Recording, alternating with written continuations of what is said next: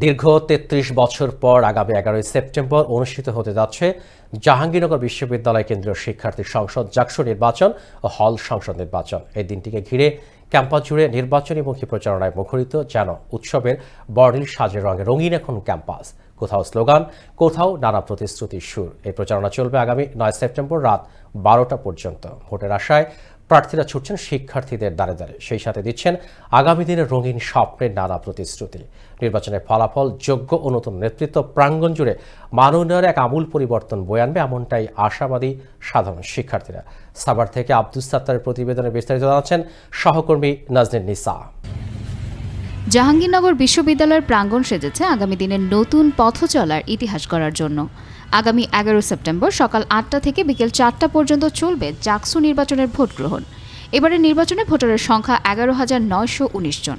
কেন্দ্রীয় সংসদ জাকসু নির্বাচনে ২৫টি পদের বিপরীতে লড়ছেন ১৭৯ জন প্রার্থী। এর মধ্যে ভিপি পদে ১০ জন, জিএস পদে ৯ জন, এজিএস ছাত্র ১০ জন ও এজিএস ছাত্রী পদে ৬ জন প্রতিদ্বন্দ্বিতা করছেন। বাকিরা লড়ছেন অন্যান্য পদে। এই নির্বাচনে ইতোমধ্যে ৭টি প্যানেল ঘোষিত হয়েছে। প্যানেল ছাড়াও স্বতন্ত্র প্রার্থীরা ভিন্ন ভিন্ন পদে নির্বাচনে অংশ নিয়েছেন। প্রার্থীরা কৌশলে ভোটারদের দিচ্ছেন হরেক রকমের প্রতিশ্রুতি। তবে সাইবার বুলিংয়ের কারণে নারী প্রার্থীর সংখ্যা এবার কম বলে অভিযোগ জাকসু নির্বাচনে সাংস্কৃতিক সম্পাদক পদপ্রার্থীর। আমাদের যখন নির্বাচনের প্রক্রিয়া শুরু হলো, মেয়েদের কিন্তু জড়িত থাকার কোয়ান্টিটি খুবই কম। এটার কারণ হচ্ছে নিরাপত্তা এবং সাইবার বুলিং একটা গুরুত্বপূর্ণ ব্যাপার। আমি আহ্বান করতে চাই যে এরকম চর্চা থেকে যারা এটার সাথে জড়িত তারা যাতে বের হয়ে আসে। এদিকে নির্বাচিত হলে সেশন জট থেকে শুরু করে শিক্ষা গবেষণায় ঘাটতি, অভ্যন্তরীণ পরিবহন সমস্যা ও স্বাস্থ্য খাতের ঘাটতি সহ নানাবিধ সমস্যার লাঘব করা হবে বলে জানান শিবির সমর্থিত ভিপি পদপ্রার্থী।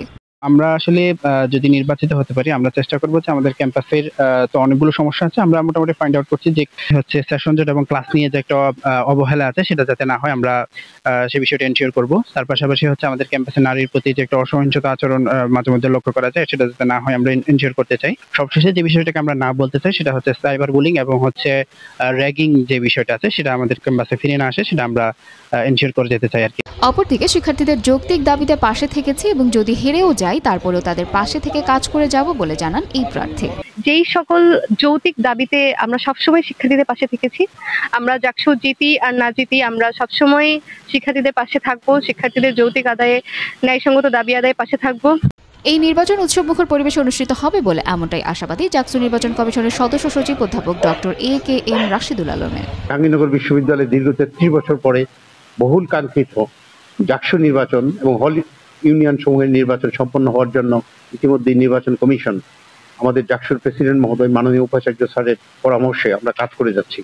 আমরা আশা করি এই নির্বাচনটি একটি উৎসবমুখর পরিবেশে অনুষ্ঠিত হবে। জাহাঙ্গীরনগর বিশ্ববিদ্যালয় প্রাঙ্গণ ভরেছে স্বপ্ন আর আলোয়। জাকসুর নতুন গল্প লেখা হবে শিক্ষার্থীদের হাতে। প্রতিশ্রুতি, আশা, উত্তেজনার এই মিলনে নির্ধারিত হবে আগামী দিনের নেতৃত্বের রূপ, যা শুধু বিশ্ববিদ্যালয় নয় সমগ্র প্রাঙ্গণ গড়ে তুলবে প্রাণময়। নাজনীন নিসা, আনন্দ টিভি, ন্যাশনাল ডেস্ক।